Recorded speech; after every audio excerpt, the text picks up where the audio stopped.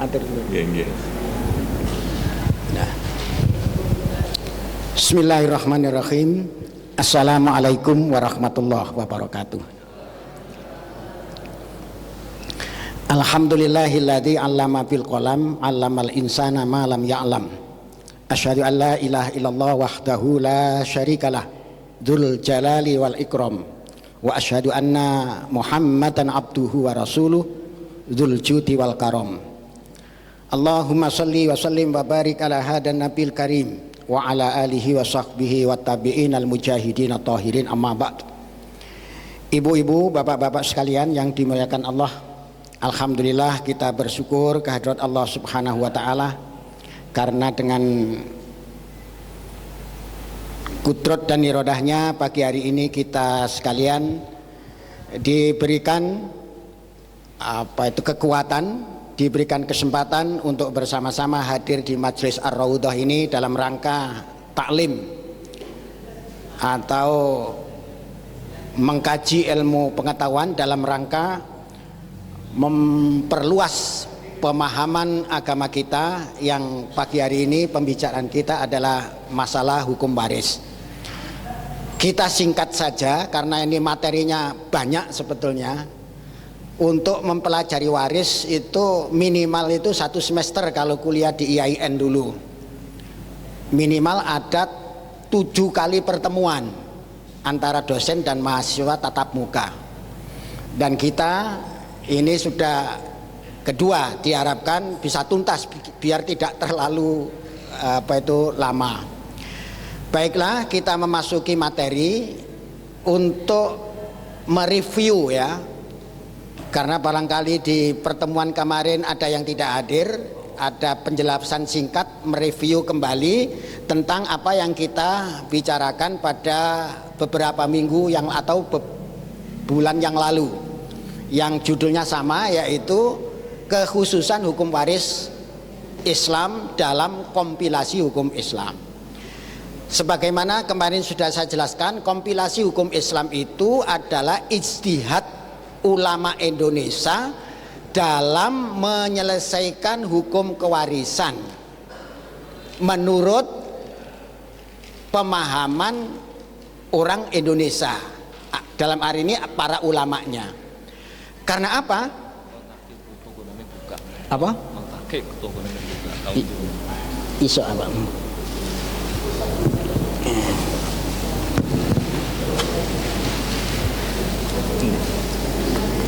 Iya itu.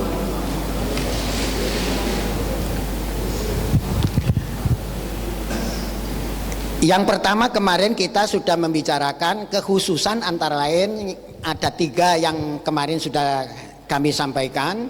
Pertama, di dalam hukum waris Islam di Indonesia itu ada namanya kewarisan harta bersama.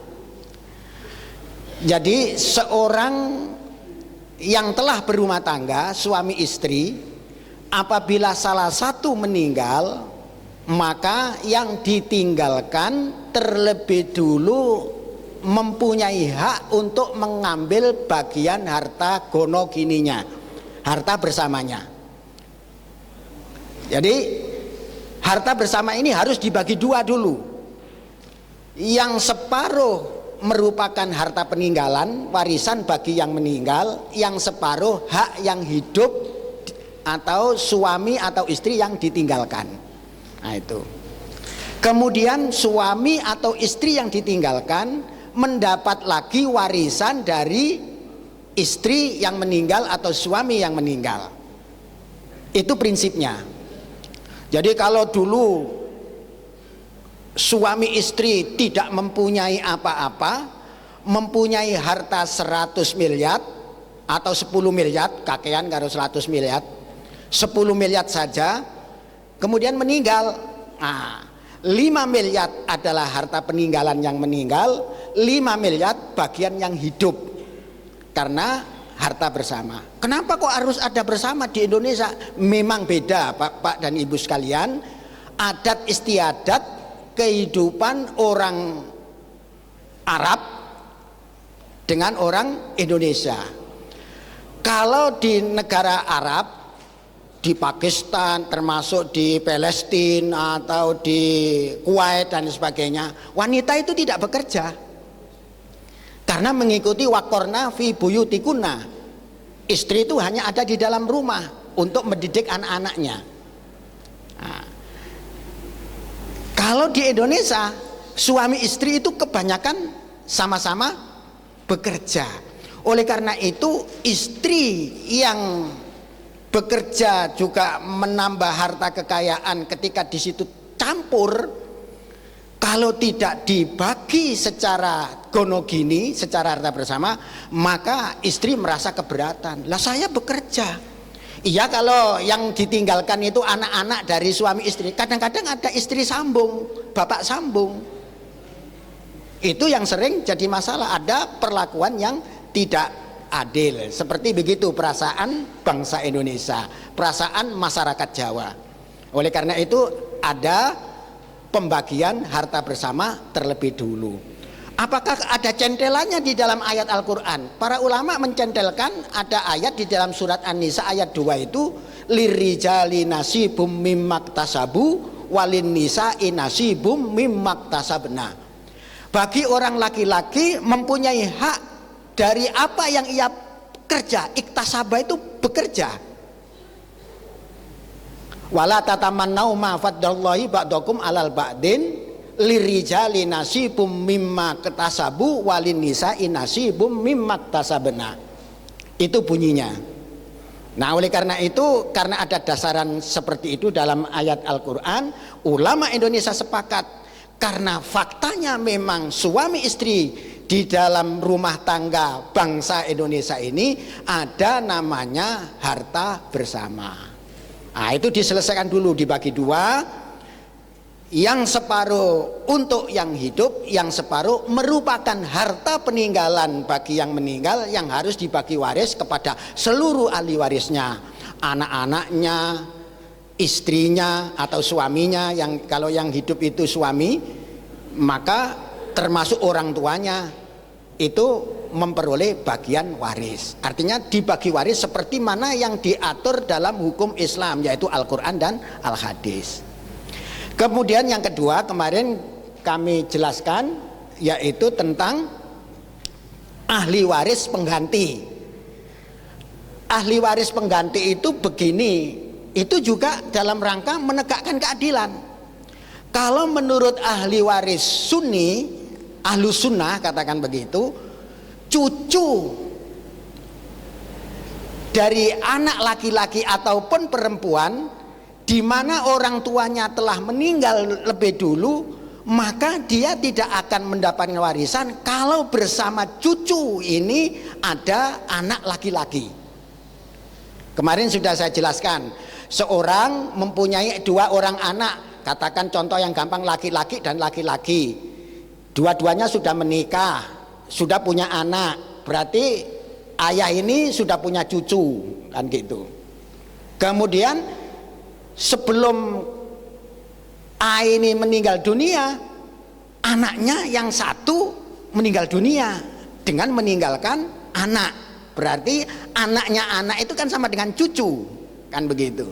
Nah, ketika bersamaan dengan saudara, apa itu dengan anak, cucu ini tidak mendapat. Justru anak yatim, bapaknya meninggal karena takdir Allah. Kalau dibagi waris itu ada anak, cucu ini tidak dapat. Ini sangat tidak adil. Nah, oleh karena itu dalam kasus yang seperti itu ada namanya ahli waris pengganti. Artinya apa? Cucu yang bapaknya sudah meninggal lebih dulu, karena meninggal kakeknya meninggal, maka cucu ini dapat warisan. Nah, itu dalam rangka memperoleh keadilan, mencari keadilan. Para sahabat dulu juga begitu. Nanti saya beri contoh bagaimana sahabat itu merekayasa supaya apa itu dalam kasus-kasus kewarisan ini akan terasa adil, tapi juga tidak lari dari Al-Quran. Sebab ada hadis yang dalam kasus yang ahli waris pengganti ini, sabda Rasulullah mengatakan begini, al-hikul faroida ila ahliya fama baqiya li aula rajulin zakarin. Bagikan ahli atau kewarisan itu kepada ahli waris yang telah ditentukan bagiannya. Jadi dalam ahli waris itu sudah ditentukan ada yang dapat setengah, ada yang seperempat, ada yang seperdelapan, ada yang seperenam dan lain sebagainya. Itu sesuai yang ditentukan dalam 3 ayat Al-Quran, yaitu An-Nisa 12, 11, 12 dan 176. Itu nanti kita bedah bersama. Nah itu. Nah di saat ada bersamaan ahli waris yang mempunyai bagian tertentu, perintah hadis tadi diberikan dulu ahli furudnya. Ini dapat seperenam, ini dapat sepertiga, ini dapat seperdelapan. Sisanya itu liaula rojulin zakarin, bagi orang laki-laki yang terdekat dengan yang meninggal. Karena pengertian laki-laki yang terdekat dengan meninggal, ketika terjadi ada anak dan cucu, cucu ini adalah orang yang tidak terdekat jadinya. Dekat mana? Cucu dengan anak. Dekat anak. Oleh karena itu dalam kasus itu dengan dipahami demikian, maka cucu tidak mendapatkan warisan. Nah, oleh karena itu tidak adil. Maka cucu ini di dalam hukum waris kompilasi Islam dikonstruksi sebagai ahli waris pengganti. Yang ketiga yang saya jelaskan kemarin adalah wasiat wajibah. Wasiat wajibah itu singkatnya diperuntukkan bagi anak angkat atau orang tua angkat. Dua-duanya bisa memperoleh harta orang yang meninggal, bapaknya atau anaknya. Anaknya kaya, bapak angkatnya hidup, yang kaya ini meninggal, maka ayah angkat mempunyai hak, bukan waris, namanya wasiat wajibah. Dasarnya di mana wasiat wajibah itu? Wasiat wajibah itu diatur dalam ayat Al-Quran Al-Baqarah 108 gitu ya. Ada di situ. Kutiba alaikum idza hadara ahadakumul maut in taraka khairanil wasiyatu lil walidaini wal aqrabin. Oh iya, sudah ada itu. Haqqon alal mutakin, yang atas itu. Apabila kalian sudah mendekati kematian, ya, sudah tua, hartanya banyak, kok tidak ada harta, tapi ada anak angkat, atau ada harta, atau ada anak, tapi juga ada anak angkat. Nah ini, maka anak angkat yang dalam kasus seperti itu mendapat bagian dengan wasiat wajibah itu. Diatur di dalam hukum wasiat sebanyak-banyaknya sepertiga. Nah itu dicatat saja dulu, nanti ada contoh-contoh, silakan ditanya. Jadi anak angkat atau sebaliknya orang tua angkat, di mana anak angkatnya meninggal dunia dan meninggalkan harta, maka ayah angkat atau ibu angkat memperoleh hak dengan konstruksi dengan istilah hukum namanya wasiat wajibah. Nah itu. Kita lanjutkan. Yang keempat itu sudah saya terangkan yang kemarin, jadi singkat-singkat saja. Sekarang yang keempat, kewarisan atau pemberian warisan kepada saudara perempuan seibu.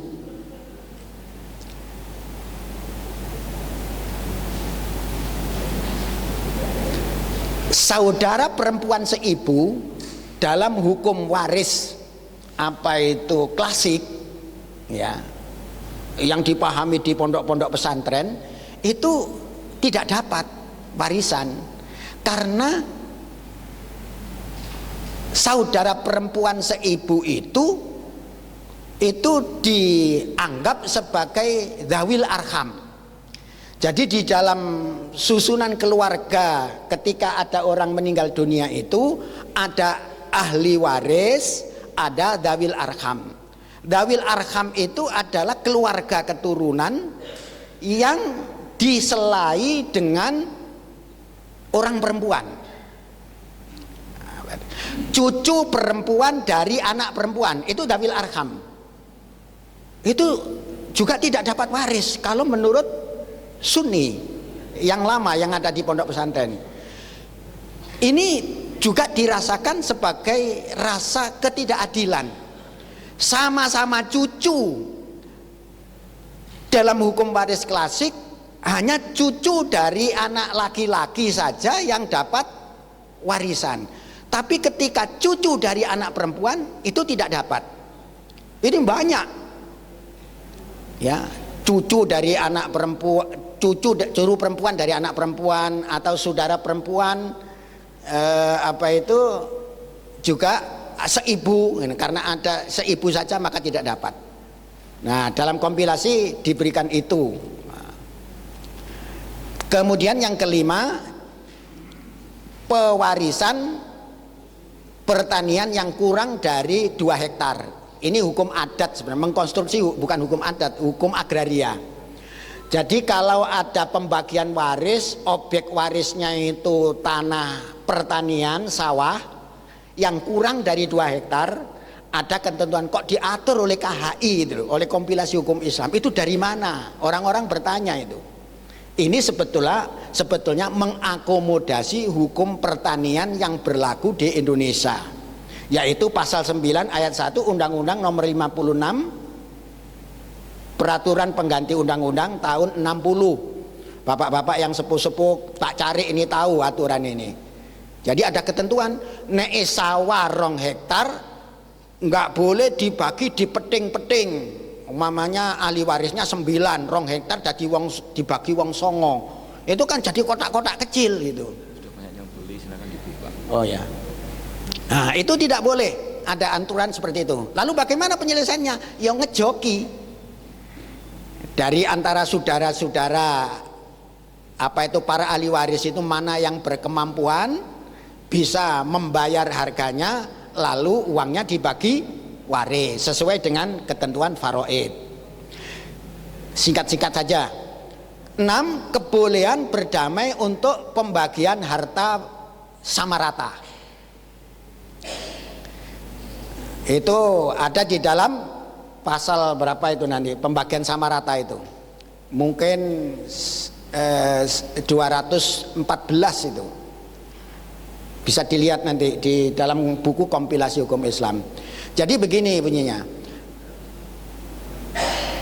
di dalam pembagian waris itu kan ketika bersamaan anak laki-laki dan perempuan dan lain sebagainya, di situ ada ketentuan sendiri-sendiri. Anak laki dan perempuan perolehannya, bandingannya sama dengan 2 dibanding 1. Lah kemudian saudaranya sepakat, gimana ya kok ndak enak, walaupun adik itu perempuan, saya kok kasihan ekonominya tidak baik, oleh karena kita bagi rata saja. Itu boleh. Tapi walaupun demikian, kompilasi memberikan syarat harus terlebih dulu diterangkan bagiannya. Ya, orang laki-laki oleh pembagi waris itu kiai atau ustadz yang ada di situ, bagianmu itu sebetulnya 2, tapi ini ada permintaan adikmu yang perempuan supaya dibagi rata. Bagaimana, setuju? Nah itu boleh. Di dalam hukum klasik tidak boleh, harus ada akad sendiri. Caranya akadnya apa? Diberikan hibah.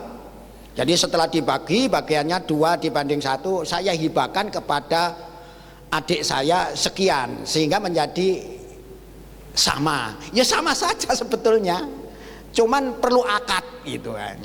Kalau di dalam kompilasi hukum Islam tidak perlu akad, tapi perlu dimengertikan, dipahamkan bahwa bagiannya itu adalah sekian. Gimana kalau dibagi rata? Setuju. Nah, itu sudah cukup. Lalu dibagi saja secara merata. Kemudian yang ketujuh, ya, kekhususan di dalam kompilasi hukum Islam itu ada aturan tentang baitul mal atau balai harta negara. Jadi kalau ada orang meninggal dunia, dia tidak meninggalkan ahli waris sama sekali, maka hartanya itu masuk ke balai harta negara. Akan tetapi di Indonesia sampai saat ini belum ada lembaga itu secara legal formal sudah ditentukan oleh peraturan perundang-undangan. Nah, ini yang tidak bisa berjalan. Tapi perlu saya sampaikan, apakah hukum waris di zaman Rasulullah, di zaman sahabat itu juga kalau tidak ada ahli warisnya itu juga diambil oleh Baitul Mal?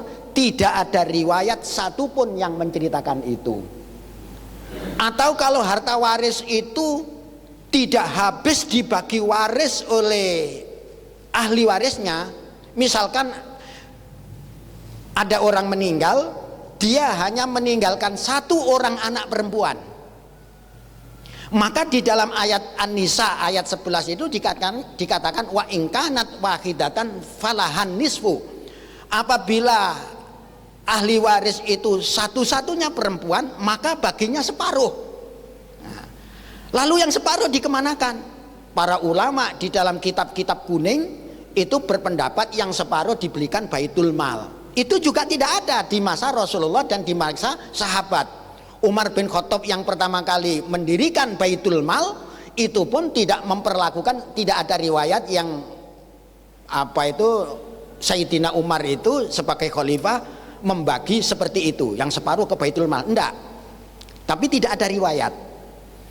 Nah, ulama-ulama modern memahami kalau seorang meninggal dunia, anaknya hanya satu-satunya perempuan, ya anak satu-satunya perempuan itu mempunyai hak untuk memiliki semua harta peninggalan orang tuanya. Oleh karena itu yang dipahami saat ayat itu mengatakan bahwa bagian anak perempuan itu separuh dari harta peninggalan, itu kalau bersama dia anak perempuan ini ada ahli waris lain. Misalkan ada meninggalkan ibu, ada meninggalkan bapak, ada meninggalkan anak ahli waris anak satu perempuan. Maka anak satu perempuan mengambil separuh lebih dulu.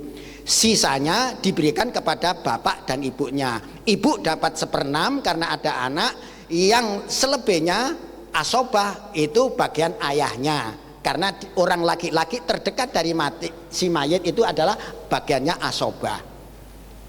Nah, itu contoh ya. Jadi kembali lagi kepada apa yang dimaksud Baitul Mal, di Indonesia masih belum ada lembaganya.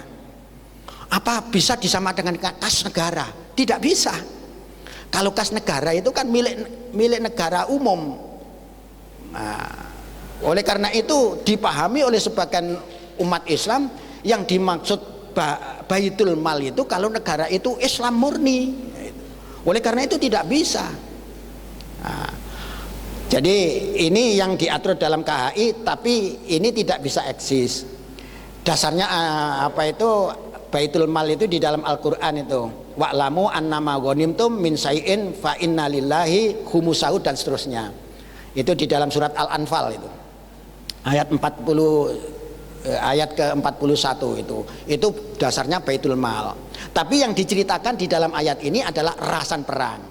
Jadi dulu rampasan perang itu oleh Kanjeng Nabi diambil, dibagi pejuang-pejuang yang ikut berperang. Di samping itu 1/5 diambil oleh Rasulullah, yang nanti Rasulullah mempunyai kewenangan untuk mentafsirkan kepada kerabat Rasulullah, kepada orang-orang miskin, anak-anak yatim, sebagaimana disebutkan dalam Al-Quran.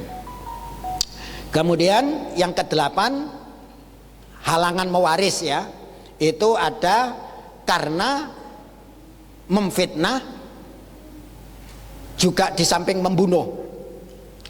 Kalau di dalam hadis, halangan mewaris itu hanya membunuh. Orang yang membunuh pewaris, anak membunuh bapaknya orang kaya dibunuh. Nah, anak yang membunuh ini tidak boleh mendapatkan harta warisan.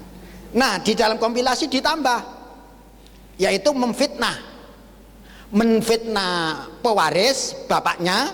Misalkan contohnya itu memfitnah bapaknya, di mana fitnaan itu menyebabkan dia dihukum lebih dari 5 tahun.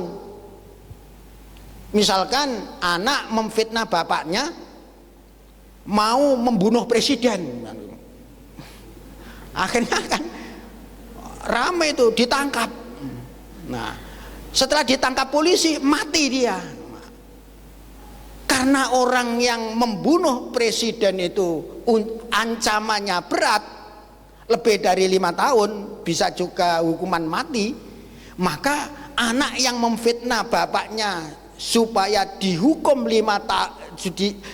diancam dengan hukuman lebih dari 5 tahun itu, ia tidak mendapatkan warisan dari orang tuanya. Nah, gitu. Tapi kemudian dia tetap hidup Pak, dibebaskan karena tidak terbukti. Lalu 10 tahun kemudian bapaknya mati biasa, anak yang demikian ini dapat warisan apa enggak? Terjadi perselisihan para ulama. Nah, itu silakan sengketa untuk menentukan, itu hakim yang akan menyelesaikan. Kemudian yang ke-9, wasiat kepada ahli waris. Itu di dalam di dalam kompilasi hukum Islam, Rasulullah kan bersabda, ada la wasiata li warisin, tidak boleh diperbolehkan wasiat kepada ahli waris. Hadis riwayat Bukhari. Pelaksanaan wasiat pada pasal 195 kompilasi hukum Islam mengharuskan adanya 2 orang saksi atau notaris, baik wasiat itu dilaksanakan secara lisan atau tertulis. Pasal ini merupakan pembaharuan dalam hukum Islam yang belum menjadi concern dalam kitab-kitab fikih. Gitu. Jadi di dalam kitab-kitab fikih itu ada ketentuan la wasiyata li warisin. Gitu. Tidak boleh wasiat kepada ahli waris, karena ahli waris nantinya akan memperoleh warisan. Nah, kalau dia itu menerima wasiat lalu juga menerima waris, itu kan dapat double. Wah, ini terjadi perselisihan para ulama. Yang telah diatur dalam kompilasi hukum Islam itu adalah ketentuan hibah. Hibah kepada anak itu bisa diperhitungkan sebagai warisan yang lebih dahulu diterima oleh anak. Contohnya begini, kita punya anak itu dewasanya kan tidak bersamaan. Nah, untuk menunjang kehidupan supaya dia baik, biasanya orang tua terlebih dulu, kalau orang tua kaya itu ya, orang tua punya, kasihan kepada anak, lalu diberikanlah dia sawah umpamanya begitu. Nah, hibah namanya itu. Ini saya beri kamu kerjakan untuk penghidupanmu.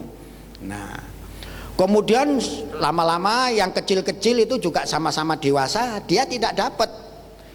Kemudian si bapaknya meninggal dunia, anak yang pertama tadi sudah pernah memperoleh hibah dari bapaknya, maka ketika bapaknya meninggal dunia, pemberian hibah itu bisa diperhitungkan sebagai warisan yang telah diterima lebih dulu.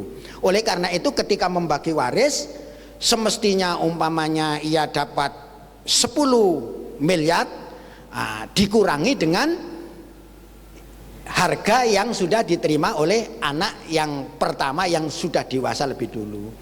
Tapi kalau tidak ada hibah sama sekali, ya harus dibagi warisan itu sesuai dengan ketentuan warisan. Begitu juga anak kedua mamanya juga diberi, anak ketiga juga diberi, keempat kelima belum diberi. Pemberian kepada anak yang pertama, kedua, ketiga tersebut bisa diperhitungkan sebagai harta waris yang diterima lebih dulu oleh anaknya. Kemudian 10 dalam kompilasi hukum Islam itu ada ketentuan pemberi hibah berumur 21 tahun. Di dalam kitab kuning nggak ada Bu, nggak ada Pak.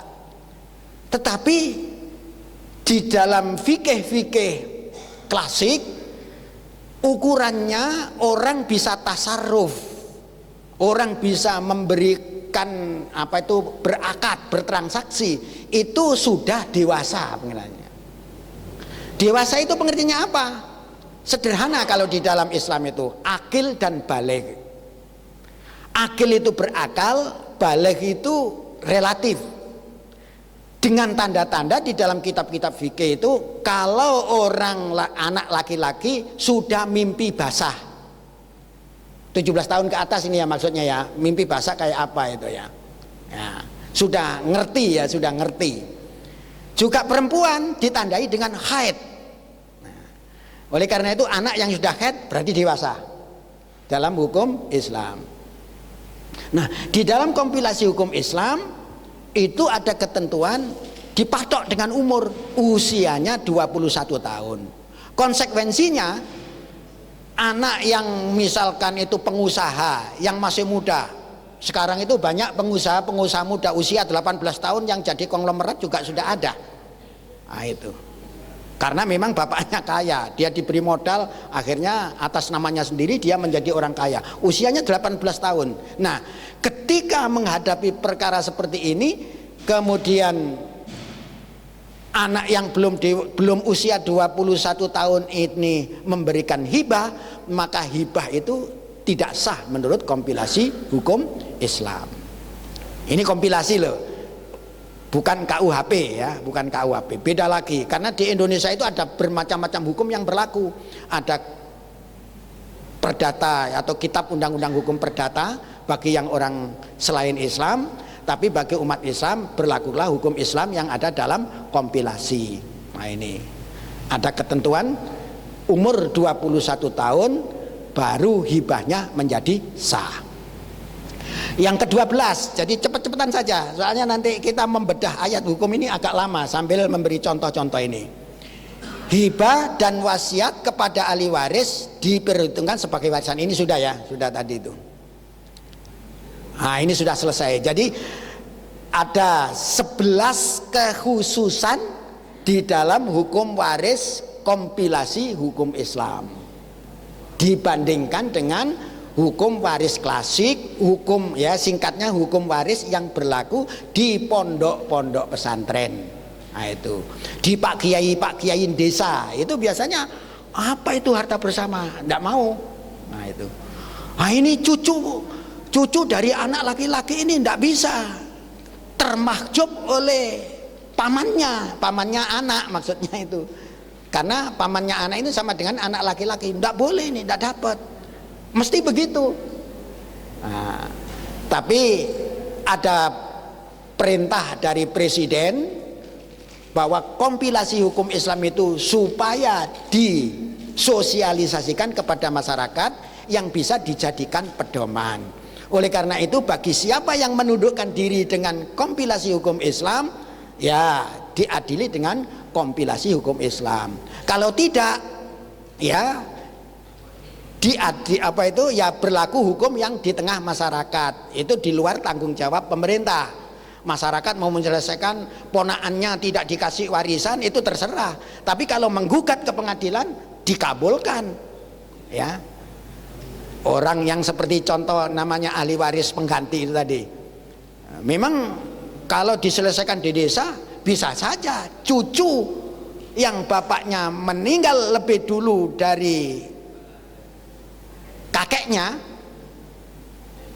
akan diselesaikan di desa, bahwa cucu ini tidak mendapat jika bersamaan dengan anak laki-laki.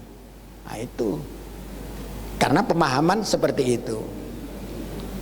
Umpamanya si cucu itu menerima saja nggak masalah, tapi kalau murafaat ke pengadilan agama dalam hal ini, ya pengadilan akan memutuskan bahwa anak ini harus mendapatkan cucu ini harus mendapatkan bagian karena harus dikonstruksi sebagai ahli waris pengganti, mengganti kedudukan bapaknya yang meninggal dunia.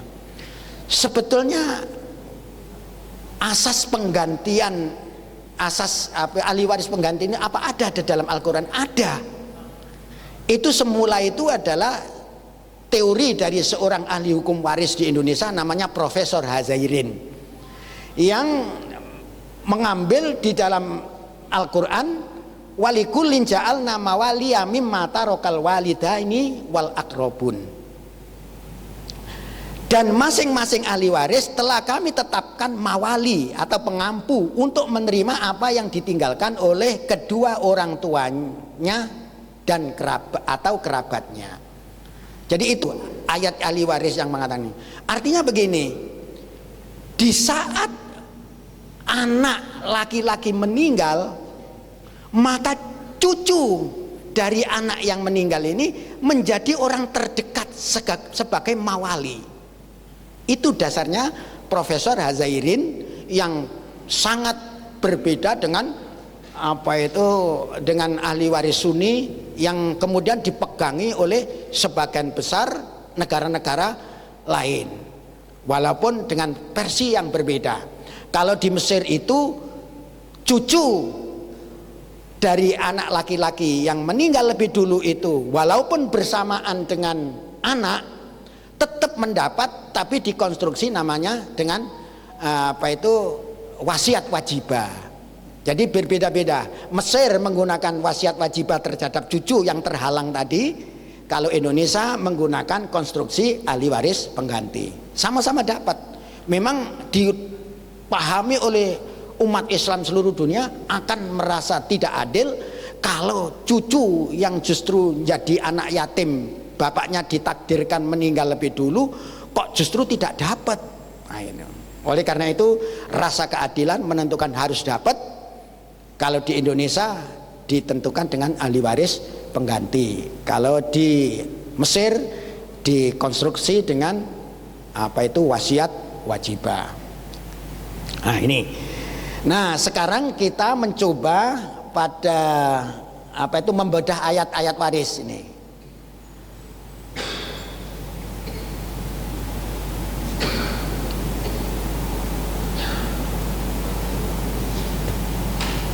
Membedah ayat-ayat waris. Bapak dan Ibu sekalian, kok gini?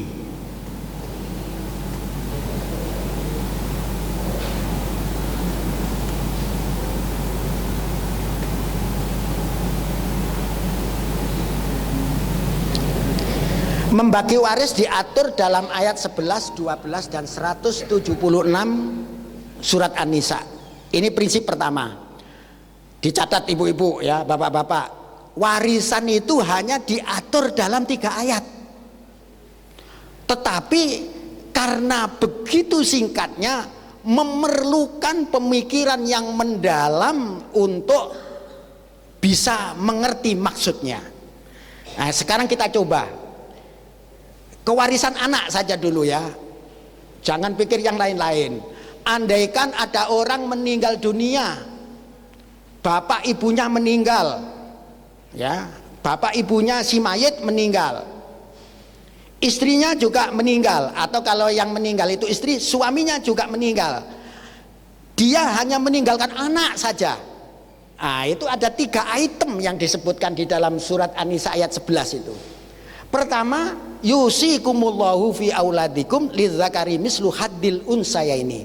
Allah berwasiat kepada kalian kalau membagi waris, anak-anak laki-laki bagiannya 2 bagian dibandingkan dengan bagian anak perempuan. Jadi ini peringatan. Allah berwasiat kepadamu tentang pembagian waris untuk anak-anakmu. Bagian seorang anak laki-laki sama dengan bagian 2 orang anak perempuan. Itu poin pertama, diingat-ingat itu. Bagian laki-laki 2 dibanding 1. Kemudian ayat selanjutnya, fa in kunna nisaan fauqasnataini falahunna sulusa ma tarok. Jika anak itu semuanya perempuan lebih dari 2, mestinya lebih dari 2 itu 3. Tapi dipahami oleh ulama Sunni, perempuan itu 2 itu sudah ke atas, bunyinya begitu. Maka bagi mereka 2/3 dari harta peninggalan. Kalau anak perempuan 2, dia dapat 2/3. Poin ketiga, Wa in kanat wahidatan falahan nisfu. Kalau anak perempuan itu satu, maka dia dapat separuh. Itu disuruh Allah Subhanahu wa ta'ala, kita disuruh menyelesaikan. Bagaimana ini pahamnya gitu. Nah itu. Sekarang di sini saya tanya pada ibu-ibu, kira-kira anak apa itu kalau pewaris itu meninggalkan anak-anak laki-laki saja semua 5, ada nggak di sini? Orang meninggal dunia, bapaknya sudah meninggal, ibunya sudah meninggal, istrinya sudah meninggal, tinggal kemudian bapak ini seorang laki-laki ini meninggal dunia, hanya meninggalkan anak laki-laki 5. Ada di dalam Quran ini, dalam ayat ini. Kan tidak ada ya? Kan tidak ada, hanya itu kan. Kalau anak-anak itu terdiri dari laki-laki dan perempuan, maka pembagiannya bagi anak laki-laki 2 dibanding 1 dengan anak perempuan. Itu. Kalau anak perempuan itu 2, 3, 4, 5, 6 dan seterusnya, maka bagian mereka adalah 2/3. Kalau anakmu itu satu-satunya perempuan, maka bagiannya 1, separuh. Saya tanya, anak laki-laki 5 ada enggak? Anak laki-laki 6 ada enggak? Meninggalkan anak laki-laki 10 ada enggak? Enggak ada. Lalu gimana kita menyelesaikan? Ayo. Kalau ada kejadian seperti itu, akal manusia sudah bisa menentukan keadilan, tidak perlu ayat. Ayat ini hanya dipakai untuk menyelesaikan problem kewarisan. Contoh yang dicontohkan oleh Allah itu. Ini masalahnya. Saya juga tanya, kalau seorang meninggal dunia tidak meninggalkan siapa-siapa, hanya anak perempuan, banyaknya 10, ada nggak di situ? Nggak ada. Ada, bisa dikatakan wa ingkanat fauqos nataini, itu kan begitu. Lalu bagiannya bagaimana? Tadi sudah saya katakan, kalau ada perempuan disebutkan lebih dari 2, maka bagiannya 2/3, itu jika ada orang ahli waris lain. Kan begitu.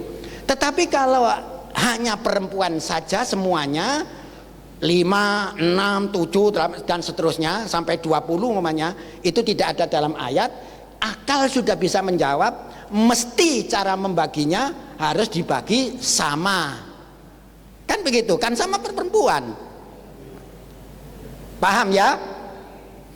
Nah, jadi itu tidak ada di dalam ayat, tapi akal bisa menyelesaikan. Rasa keadilan kalau anak yang ditinggalkan hanya perempuan saja, maka bisa dibagi rata. Kalau anak 5 ya dibagi 5, masing-masing 1/5. Kalau anaknya 6 ya masing-masing dapat 1/6. Kalau anaknya 7 masing-masing dapat 1/7 dan seterusnya. Begitu juga kalau laki-laki 5 masing-masing dapat 1/5, 6 masing-masing dapat 9 dan seterusnya. Nah, sekarang yang terjadi umpama ada orang meninggal dunia, anaknya 5, 2 perempuan, 3 laki-laki. Enaknya gimana ini ya? Bapak ibu bisa menyelesaikan. Ayat mana yang dipakai? Meninggalkan 2 anak perempuan, 3 orang anak laki-laki, 5 anaknya. Bisa menyelesaikan kira-kira? Dibagi 8. Tadi kan dikatakan item pertama, lidzakari mislu haddil unsaya ini. Bagi anak laki-laki mendapatkan 2 bagian. Kalau 3 orang berapa 2? Berapa jumlahnya? 6. Tambah lagi anak 2 perempuan, masing-masing dapat 1, berarti dibagi 8. Anak laki-laki 2/8 masing-masing, anak perempuan 1/8. Paham? Nah, saya beri contoh lagi. Orang meninggal dunia, pelek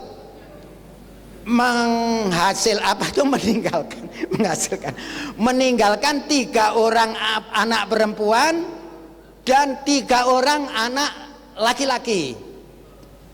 Perkaranya dibagi berapa itu? Asal masalahnya? 3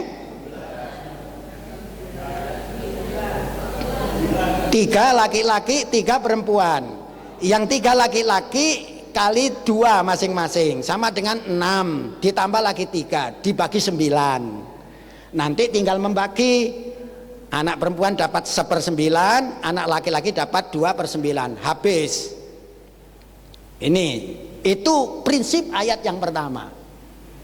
Nah, kalau kita memberi contoh anak, tadi sudah saya sebut, diulangi lagi saja. Orang meninggal dunia meninggalkan 4 orang anak perempuan. Bisakah kita terapkan ayat kedua itu? Kan bunyinya fa in kunna nisaan fauqasnataini falahunna sulusa ma tarok. Kalau orang itu meninggalkan anak perempuan 2 ke atas, maka dia dapat sulusa ma tarok. Apa itu? 2/3 dari apa yang ditinggalkan. Ini prinsip kedua. Bisa diterapkan ini enggak? Kalau meninggalkan anak perempuan banyaknya 6 gitu. Tidak. Ayat yang ini, yang kedua item ini harus diartikan apabila ada ahli waris lain.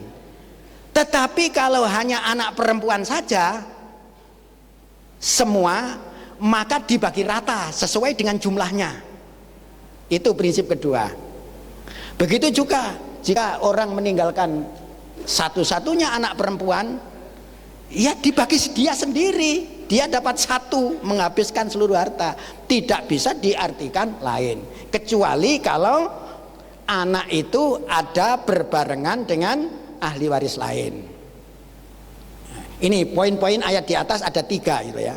Tapi harus diingat seperti itu. Kita lanjutkan dengan ayat berikutnya. Ini pembagian warisan ayah dan ibu.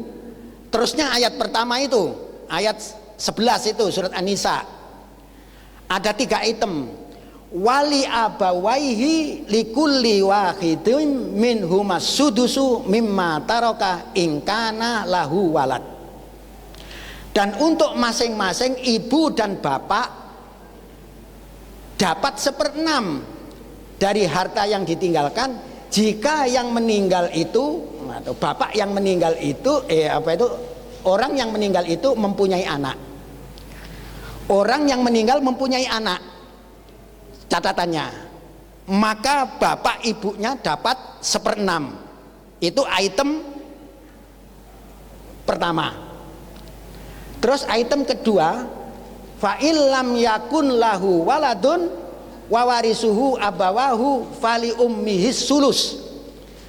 Kalau ahli warisnya itu hanya terdiri dari bapak ibunya, anak tidak punya, suami nggak ada, istri juga nggak ada, mamanya gitu.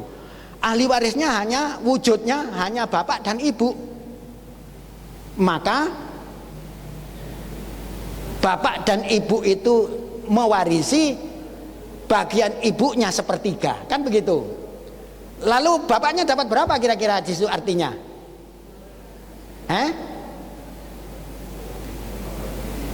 2/3. Jadi ayat ini tidak menyebutkan bagian bapak, tapi menyatakan jika orang meninggal tidak mempunyai anak dan diwarisi hanya oleh bapak dan ibunya, maka ibunya dapat 1/3. Lalu bapaknya dapat 2/3. Itu dicatat. Bagian bapak dan ibu kalau dia tidak mempunyai anak dan dia tidak ada ahli waris lain, maka bagiannya bapak, bagiannya ibu dapat 1/3, bapak 2/3. Itu item kedua, pesan Allah dalam Al-Quran. Kemudian item ketiga, wa in kana lahu ikhwatun fali ummihis sudus.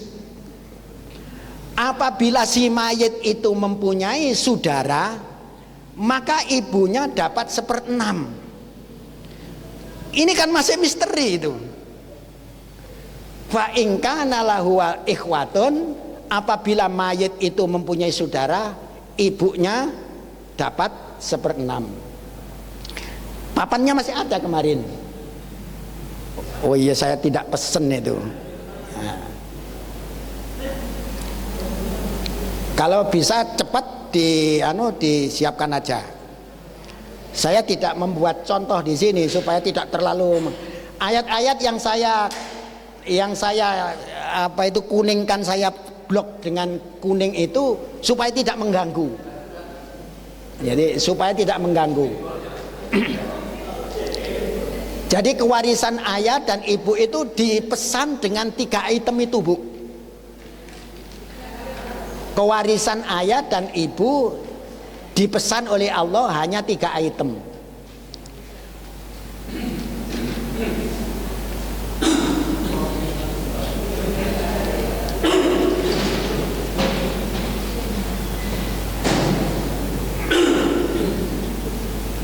Tempelkan di sini aja, Pak. Kalau ndak ada anunya.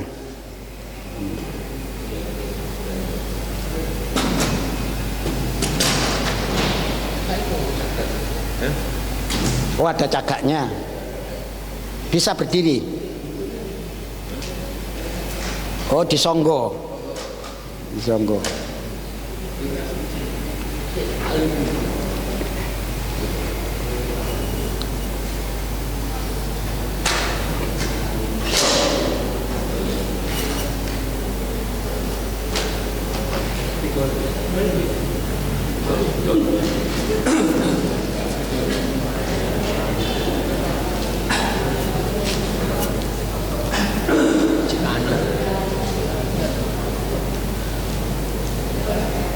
Oh, sih baru, Pak.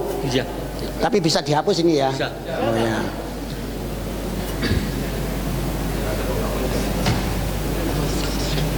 Waduh, gak bisa ini, kelet. Masih baru.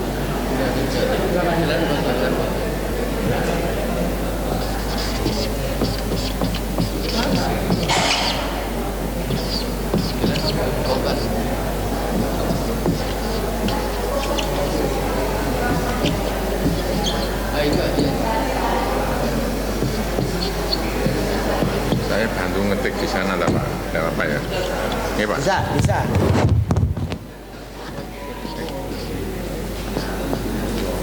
Tadi kita sudah membicarakan bagian waris anak, baik laki-laki atau perempuan. Latihan dulu untuk itu tadi ya. Diulangi enggak untuk bapak untuk anak-anak ini? Kewarisan anak sudah paham ya? Kalau anak itu campur laki dan perempuan, maka bagian warisnya adalah 2:1, 2 untuk laki-laki, 1 untuk perempuan.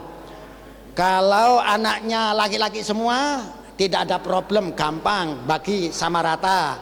Kalau anak-anaknya perempuan semua, juga dibagi sama rata sesuai dengan jumlahnya.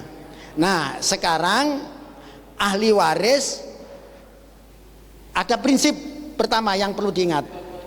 Ahli waris itu semua andaikan berkumpul ada 5 kelompok yang pasti dapat.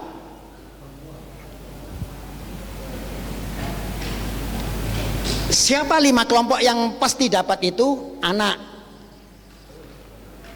kemudian bapak, kemudian ibu, kemudian suami dan istri. Anak pasti dapat. Bersamaan juga ada anak, ada bapaknya, pasti dapat. Ada juga ibunya, pasti dapat. ada suami dia dapat, berarti yang meninggal itu saat itu apa? Istri. Tapi kalau istri yang meninggal suami, ini pasti dapat. Nah, tapi ini tidak mungkin suami istri sama-sama dapat. Tidak ada orang itu yang meninggalkan suami dan meninggalkan istri. Tidak. Istilah suami itu jadi ahli waris, pasti yang meninggal itu adalah kedudukannya sebagai suami. Dan kata-kata di dalam waris itu Bapak dan Ibu sekalian, kalau disebut anak itu adalah anak dari yang meninggal. Kalau disebut bapak itu adalah bapak dari yang meninggal. Ibu itu ibu dari yang meninggal. Jadi tidak usah ditanya itu gitu. Itu yang ditanya. Jangan bingung, bapak itu bapak sapa? Bapaknya yang mati. Nah, sekarang anak laki-laki dan anak perempuan ada bapak. Tadi pesannya kalau bapak itu apa itu namanya mewarisi bersama ibunya saja, maka bapak itu dapat ibu dapat sepertiga, bapak dapat tidak disebut bagiannya. Tapi kalau pasti hanya bapak dan ibu, maka ini pengertiannya ada 2/3. Bayangkan orang meninggal tidak punya anak, tidak punya suami, atau kalau yang meninggal itu suami tidak ada istrinya, ahli warisnya hanya bapak dan ibunya, maka bagian bapak 2/3 dan bagian istri 1/3. Ada pesan tadi lagi yang lain, apabila si meninggal dunia itu ada anak, maka bapak dan ibunya masing-masing dapat 1/6. Jadi bagian bapak itu ada 1/6, bagian ibu juga 1/6. Syaratnya kalau bapak dan ibu punya anak. Sekarang saya ada memberi contoh. Seorang meninggal dunia meninggalkan 2 anak perempuan, kemudian ada ibu, ada bapak. Coba dipecahkan oleh bapak. Orang meninggal dunia, anak perempuannya 2 yang ditinggalkan, kemudian ada ibu dan ada bapak. Tadi sudah saya katakan al-hikul faroida ila ahliya, fama bakia li aula rojulin dakarin. 2 anak perempuan dapat berapa tadi? Karena ada 2/3. Betul. Ibu dapat berapa? Ada anak tadi 1/6. Bapak dapat berapa? Bapak tidak disebutkan ketika ada anak. Iya, kalau hanya bersama ibu. Nah, maka namanya asobah. Asobah itu sama dengan sisa. Iya kan? Sisa. Ini berarti masalah 6. 2/6 berarti 4/6. Ini 1/6. Bapak dapat berapa? 1/6. Ya kan? Kalau sudah begini terjadi perselisihan pendapat. Padahal Allah tadi sudah berpesan, kalau orang itu meninggal dunia, yang sebagai ahli warisnya itu hanya bapak dan ibunya, maka bagian ibunya itu 1/3, bagian bapaknya 2/3. Itu berarti bagi laki-laki 2 bagian dari perempuan. Oleh karena itu kemudian ini dikoreksi para ahli hadis. Yang dimaksud 1/3 ini adalah 1/3 dari sisa. Nah, lalu gimana 1/3 dari sisa? Sisanya setelah diambil anak, Ini repotnya ahli waris, hukum waris itu. Diambil 4/6 menjadi sisanya berapa, Bu? 2/6. Ini dibagi lagi, ini ditingkatkan masalahnya menjadi masalah 12. Masih belum bisa, menjadi 27 kayaknya ini.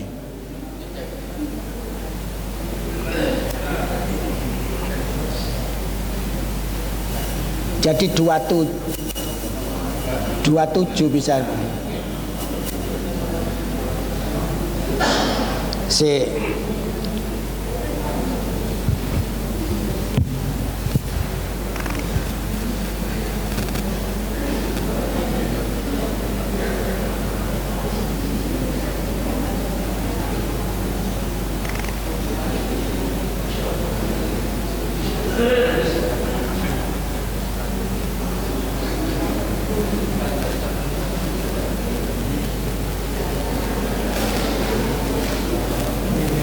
Oh enggak, masalah akdaria itu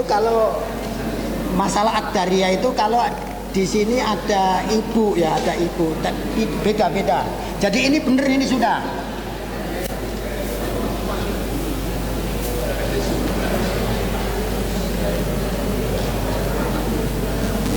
Jadi ini sudah benar. Akhirnya si bapak ini dapat 1/6 karena ada anak itu. Tapi yang namanya akdaria itu kalau bersamaan juga ada apa itu namanya, ada suami, ada istri gitu. Nanti ada contoh lain yang sudah lebih rumit. Sekarang saya buat contoh lagi. Contoh misalkan ini ada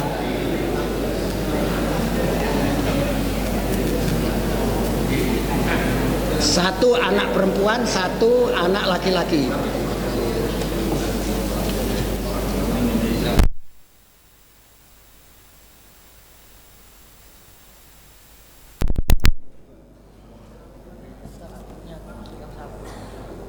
Apa? Apanya? Oh iya. Saya beri contoh lagi, Pak.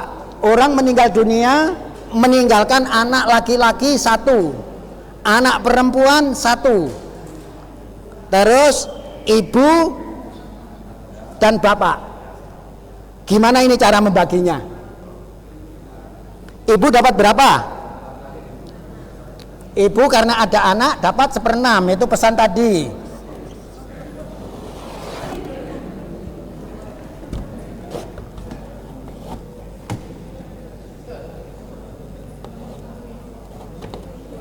Bapak dapat berapa? Ada anak, sama 1/6. Sisanya 4/6. Ada anak laki-laki dan ada anak perempuan. Tadi sudah ada ketentuan al-khiku faroida ila ahliya. Berikan ahli waris itu kepada orang yang sudah ditentukan bagiannya. Bapak, ibu sudah ditentukan bagiannya dalam Al-Quran. Masing-masing dapat 1/6 kalau ada anak. Karena ada anak laki-laki, maka anak perempuan ini memperoleh asobah bersama-sama dengan saudaranya yang laki-laki. Oleh karena itu, anak laki-laki dan anak perempuan mendapatkan 4/6. Karena ini tidak bisa dibagi, kan susah, maka dinaikkan permasalahannya. Tapi bagiannya segini, ini kan tidak bisa. Anak laki-laki bagiannya berapa tadi? 2. Anak perempuan 1. Supaya bisa dibagi 3, ini kalikan saja menjadi 12. Ini dikalikan 3/18. 1/6 ini 18 itu sama dengan 3/18. Ini 3/18. 2/18, anak laki-laki dapat 8/12. Kesini aja.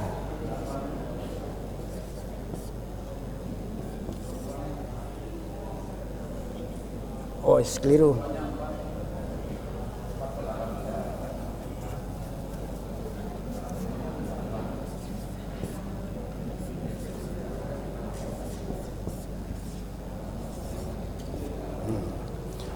Jadi anak laki-laki 8/18, anak perempuan 4/18, ibu dapat 3/18, bapak mendapat 3/18.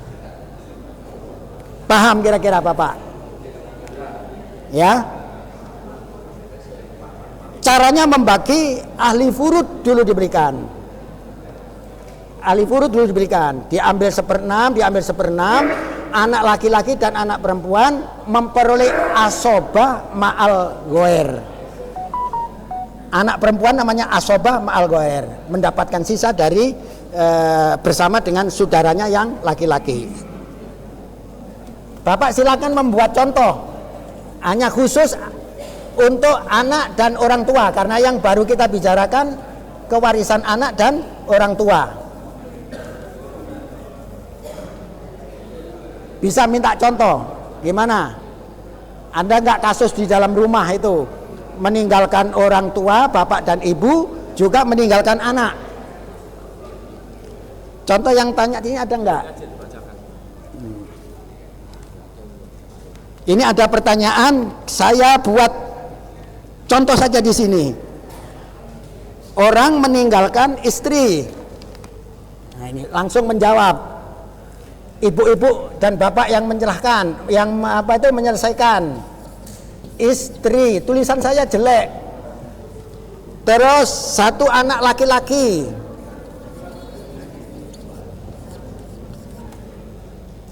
Satu anak perempuan.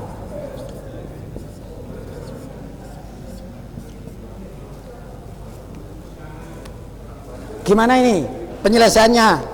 Ahli warisnya ada istri tentu 1 kan Pak ya, bisa saja lebih dari 1 istri.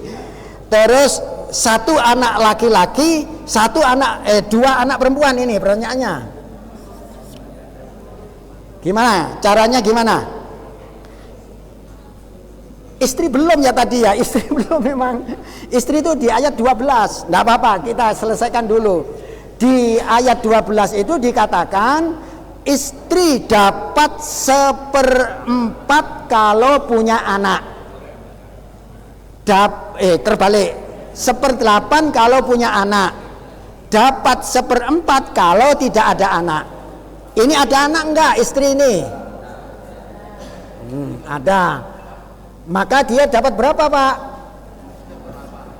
1/8. Kemudian anak laki dan perempuan dan 2 anak perempuan, karena ada anak laki-laki, maka anak perempuan bersama-sama memperoleh asobah. Nah, berapa sisanya? 7/8. Supaya enak pembagiannya ini kan tidak bisa 7 dibagi 3, ini tidak bisa. Maka tadi lagi namanya ditasheh. Ditasheh itu dicocokkan, dijadikan kayak apa supaya 7 ini bisa dibagi 3. Dikalikan berapa? Dikalikan 3, 21 per 24. Ini juga harus dikalikan juga. Berapa? 3 ya? Per 24. Lalu akhirnya ini pindah ke sini aja. Anak laki-laki dapat 7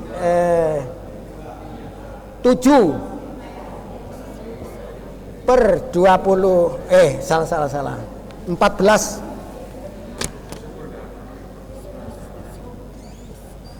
per 24 14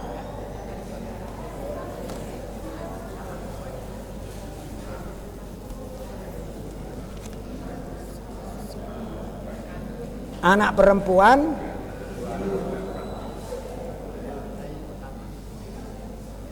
perempuan dapat masing-masing dapat salah. Ini kan 2. Berarti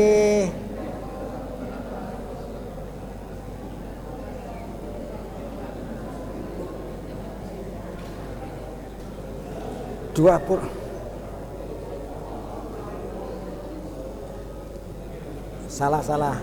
Harus kalikan 4 ini, Pak.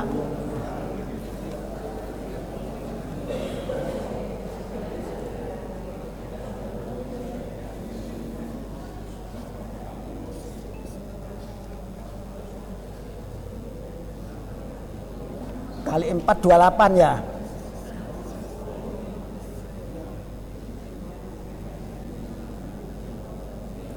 Delapan kali 4 berapa, Pak?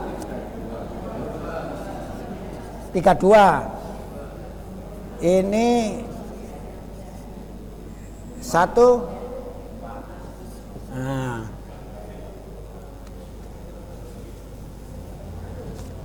28 di 14 per 32. Terus ini berapa? Masing-masing ini kan 2 anak. 7 per 32. Terus yang satunya juga gitu, 7 per 32. Masing-masing dapat 7 lah per 32. Nah gitu. Kita hitung, ini tambah ini 14, 28 ditambah lagi 4, 32. Betul sudah. Paham? Terus ini lagi ada contoh. Wah, ini kalau sudah ada tanah ini. Oh, ini menyelesaikannya. Tanahnya banyaknya 340 meter persegi dan rumah. Tanah seluas 400 meter persegi, 241 meter persegi. Tanah seluas 107. Jadi begini, dalam membagi waris terhadap harta tidak bergerak, harta berwujud, caranya harus ada taksasi, taksiran. Tanah yang di sana harganya sekian, tidak perlu meter perseginya, kecuali kalau hanya 1 bisa dibagi natura. Kalau tidak bisa dibagi natura, maka harus dihargai, dinilai harganya. Jadi ibu yang bertanya atau bapak yang bertanya ini meminta penyelesaian dengan cara membagi tanah, itu tidak bisa. Kita tentukan bagiannya, warisannya dulu, baru kemudian ditaksir harganya masing-masing, dijumlah semuanya, lalu dibagi sesuai dengan ketentuan waris. Kalau seperti tadi ada contoh, tanah itu pertanian tidak bisa dibagi secara natura di peta-peta karena ada larangan agraria, maka caranya harus ngejoki. Harga yang dipakai untuk ngejoki harga sawah itu baru dibagi sesuai dengan ketentuan warisan, begitu. Jadi ini sudah meloncat, sudah tentang bagian apa itu suami istri ini ya. Padahal suami istri itu di ayat berikutnya. Ini masih ada waktu enggak ini? Habis. Jadi begitu Bapak. Jadi kita baru bisa menerangkan bagian anak dan orang tua. Itu pun harus dilihat per item tadi. Ada 3 item ketentuan wasiat Allah untuk diselesaikan secara itu. Kemudian ada 3 item di dalam ayat Al-Quran. Ayat 11 surat An-Nisa itu bagian ayah dan ibu. Itu supaya dipegangi ya, dipegangi.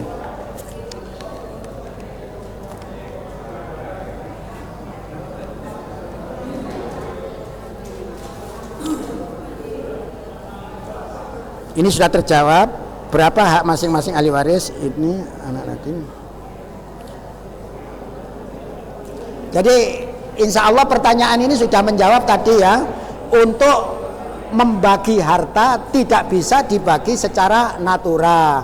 Apalagi ada tanah di berbagai tempat ini, ada 340 meter, ada 241, ada 177, tidak dibagi kotak-kotak begitu. Harus dinilai. Setelah dinilai harganya barulah dibagi sesuai dengan kewarisan. Ini sudah terjawab ini ya. Jadi umpamanya ternyata harganya itu 32 miliar. Nah, tinggal membagi saja. 4 miliar untuk istri, 14 miliar untuk anak laki-lakinya, masing-masing 7 miliar untuk masing-masing anak perempuannya. Saya kira begitu itu. Pertanyaannya bisa terselesaikan.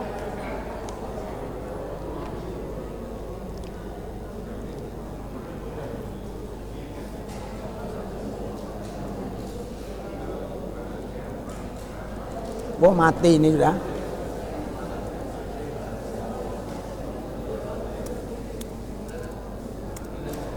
Udah mati.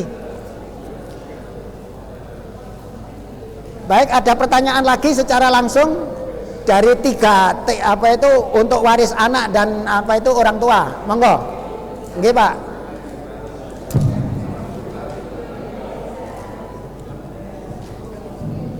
Assalamualaikum warahmatullahi wabarakatuh. Waalaikumsalam. Bagaimana cara membagi warisan antara suami dan istri yang tidak punya anak, tapi yang bekerja itu istri, sedangkan suaminya tidak bekerja.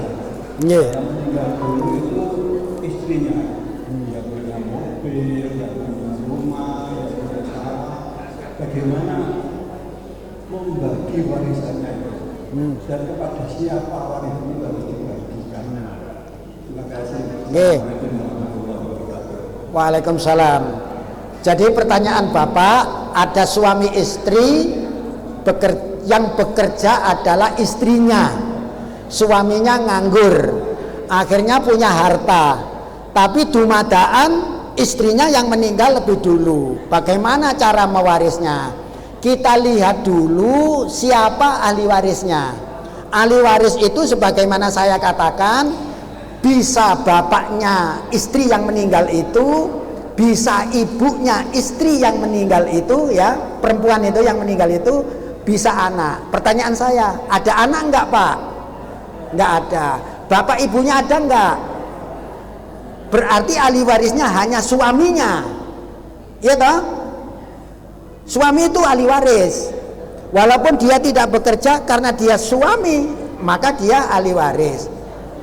Punya saudara si mayit perempuan itu punya. Nah, kalau ada yang istri itu punya saudara, iya. Laki apa perempuan? Laki-laki. Berapa jumlahnya?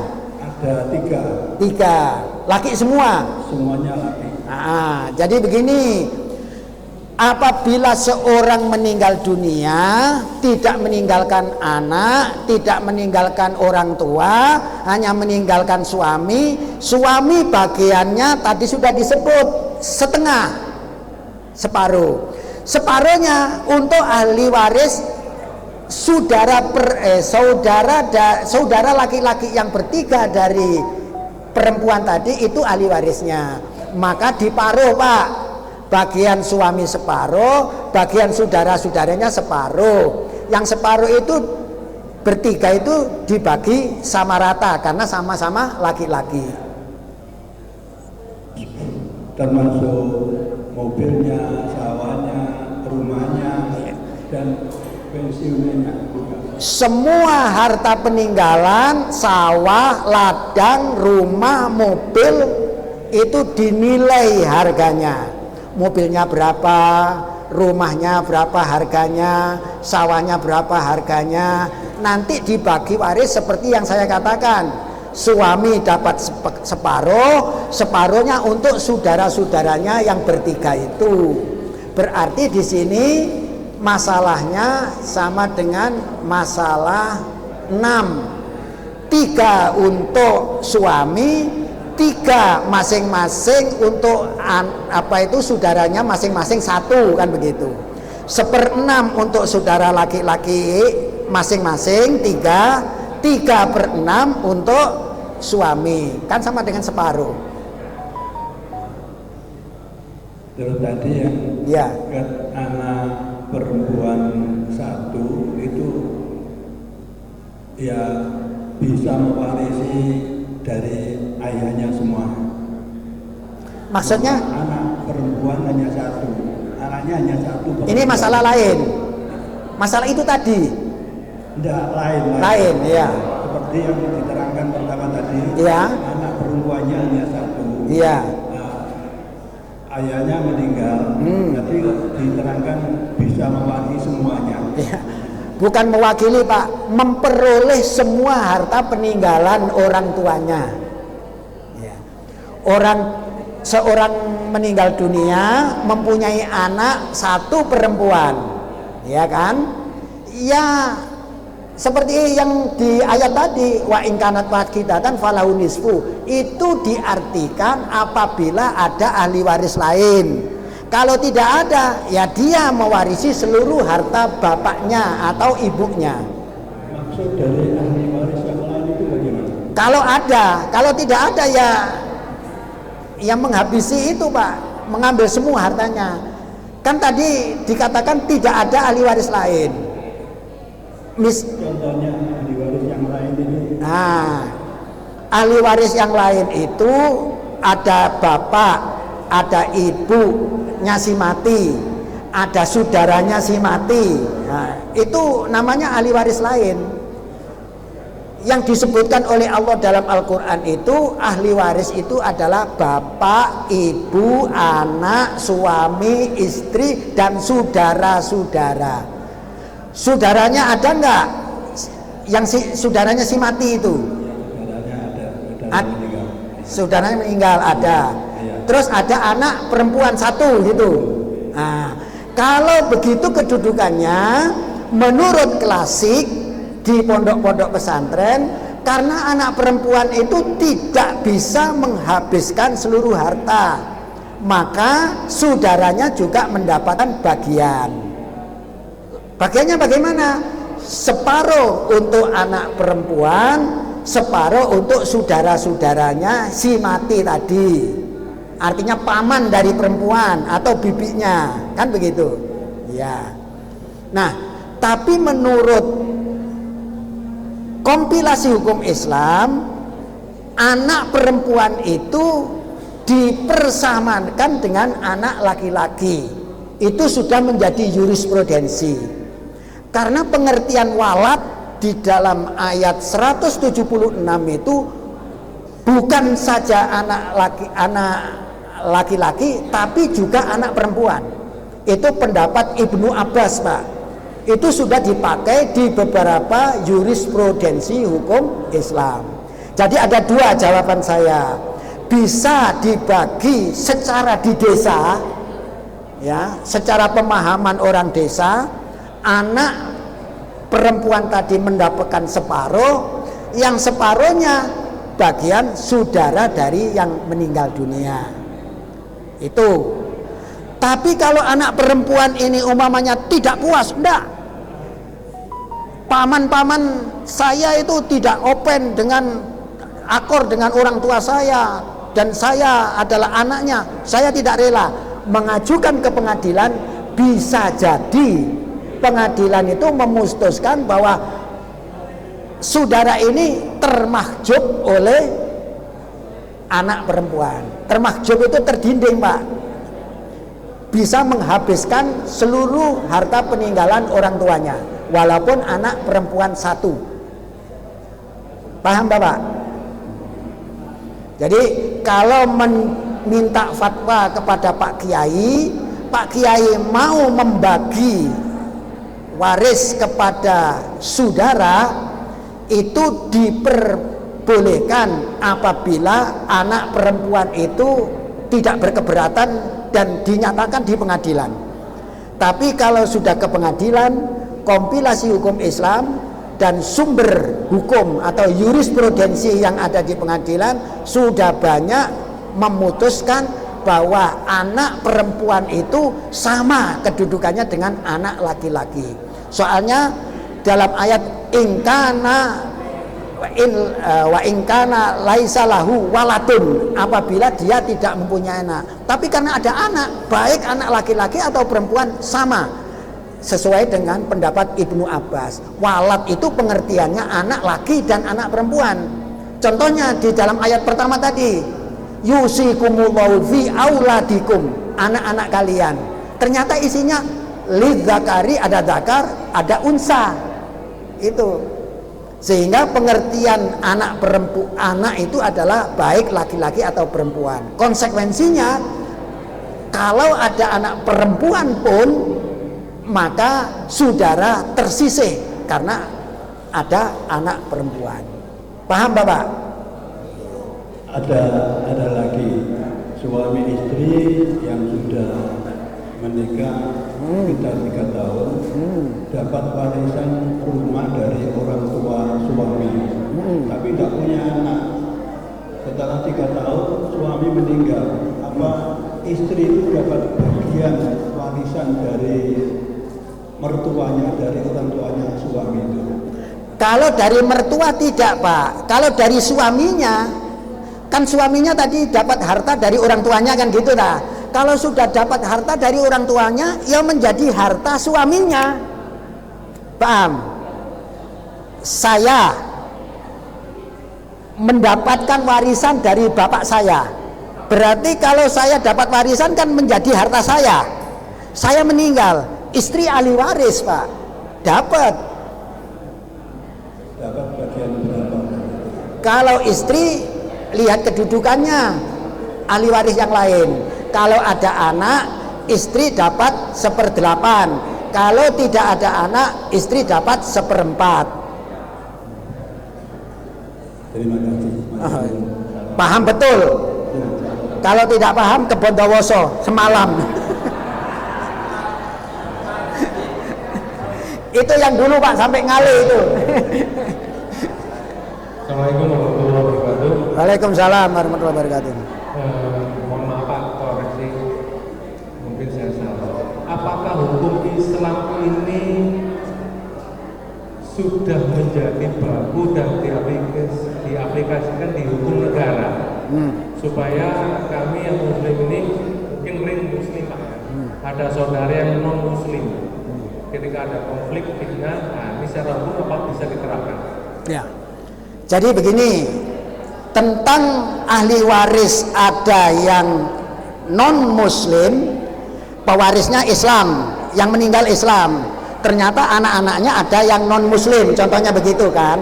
Nah, menurut hukum negara yang diakui juga di dalam kompilasi hukum Islam, saudara non muslim atau anak non muslim itu bisa dikonstruksi bukan sebagai ahli waris, tapi mendapatkan wasiat wajibah. Jadi dia dapat, karena bunyi ayat 100 surat Al-Baqarah itu yusikumul bukan yusi,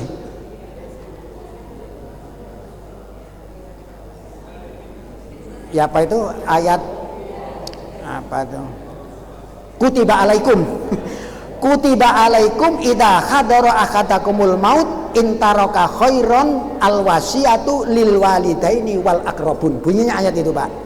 Artinya begini ayat itu, diwajibkan bagi kalian apabila kalian sudah merasa dekat dengan kematian, hartanya banyak, ya, kutiba alaikum idza hadara ahadakumul maut intaraka khairon, apabila kamu meninggalkan harta, khairan itu harta, wasiyatu lil walidaini wal aqrabun. Anak yang non muslim itu hukum klasik tidak dapat. Kalau di Indonesia kompilasi hukum dan jurisprudensi mengatakan dapat dikonstruksi dengan wasiat wajibah, ayat 100 surat Al-Baqarah itu 110 apa 108 itu ya, jangan lupa. Jadi begitu. Jadi lalu bagiannya seberapa? Dikonstruksi dengan wasiat sebanyak-banyaknya sepertiga.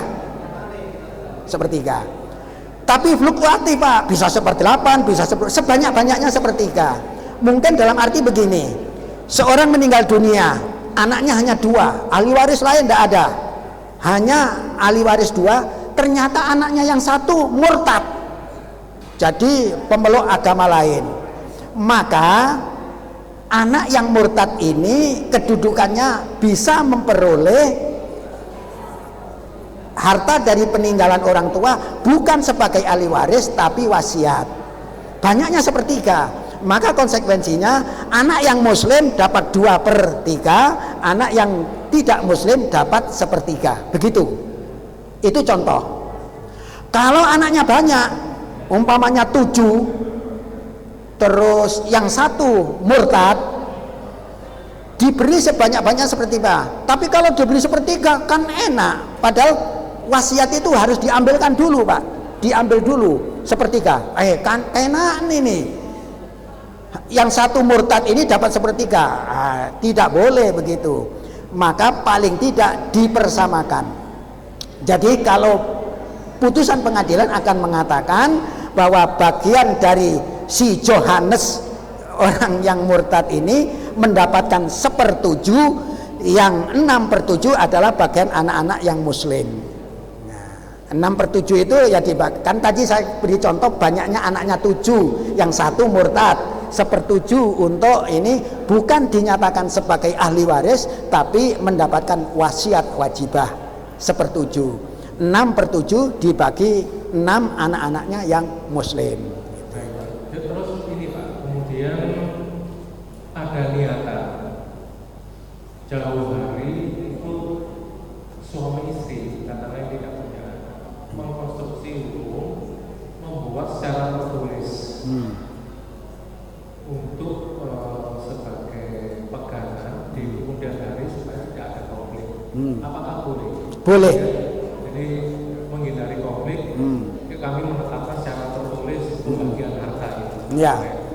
Jadi kan begini, sebetulnya ada wasiat dan waris itu cara penyelesaian harta orang yang sudah meninggal dunia menurut ayat Al-Quran.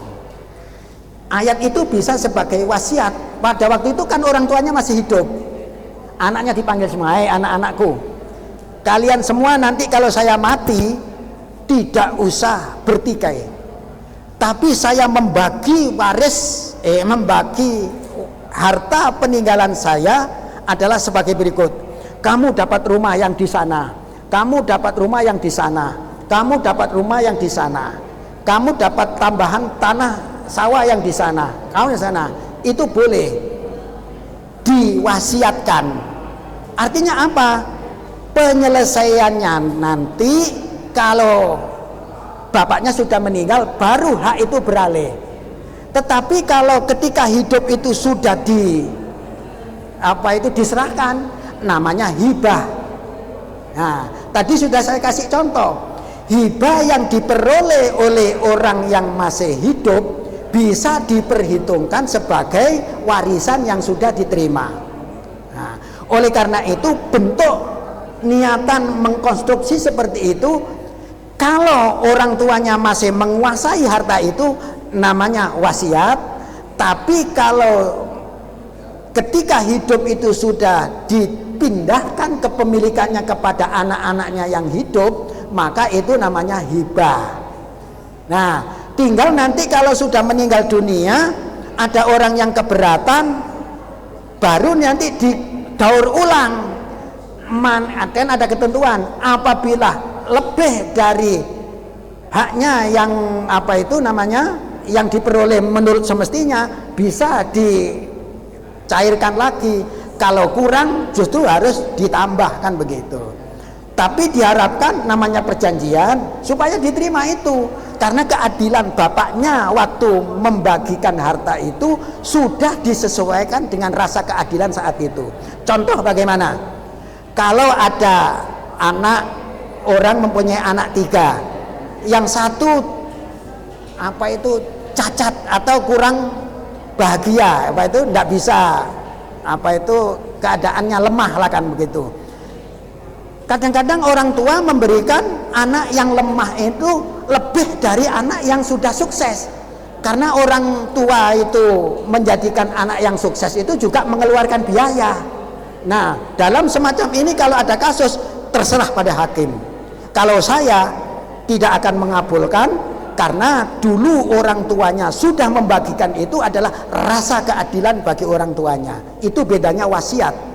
Wasiat itu adalah rasa keadilan dari orang tua atau orang yang hidup. Kalau wasiat itu tidak bisa dilaksanakan oleh manusia, maka Allah yang berwasiat. Wasiat Allah itu sebagaimana yang disebut dalam surat warisan. Sehingga surat warisan itu dimulai dengan yusikumullah. Allah berwasiat. Karena ketika kamu hidup tidak berwasiat kepada anak-anak. Tapi kalau ketika orang itu hidup sudah berwasiat kepada anak-anaknya, maka wasiat orang tua itu menjadi pedoman. Untuk wasiat, Pak Ustaz, ya, apakah harus kuat antara lesan atau tertulis, atau harus tertulis dalam wasiat itu? Tergantung kondisi. Yang penting diperlukan pada waktu wasiat itu adalah ada 2 orang saksi. Iya. Tapi yang lebih selamat sekarang itu zaman pertimbangan administrasi, wasiat itu harus ditulis dan disaksikan oleh orang yang ikut bertanda tangan dalam surat wasiat. Akan lebih hebat lagi kalau datang ke notaris. Pak Ustaz, kalau misalkan 2 orang istri tidak punya anak, kemudian secara rembukan, secara tidak ada paksaan, si suami membagikan harta berdua ini. Kalau dari pembagian tadi kan ada setengah, karena merasa ini merasa adil, menentukan pembagian harta ini tidak harus setengah. Apakah boleh? Boleh. Jadi orang yang punya hak itu boleh bagaimana menyelesaikan, menentukan. Jadi saya kira ditutup dulu, karena ada orang yang sudah berkepentingan melampaui durasi waktu yang kita yang kita sediakan. Adapun lain-lain bisa ngobrol dengan saya, ada waktu masihan. Jadi Bapak dan Ibu sekalian, saya akhiri materi kita ini dengan bacaan hamdalah. Alhamdulillahirrabbilalamin. Wassalamualaikum warahmatullahi wabarakatuh. Silakan yang masih bertanya, enggak apa-apa, biar tidak mengikat orang yang berkepentingan.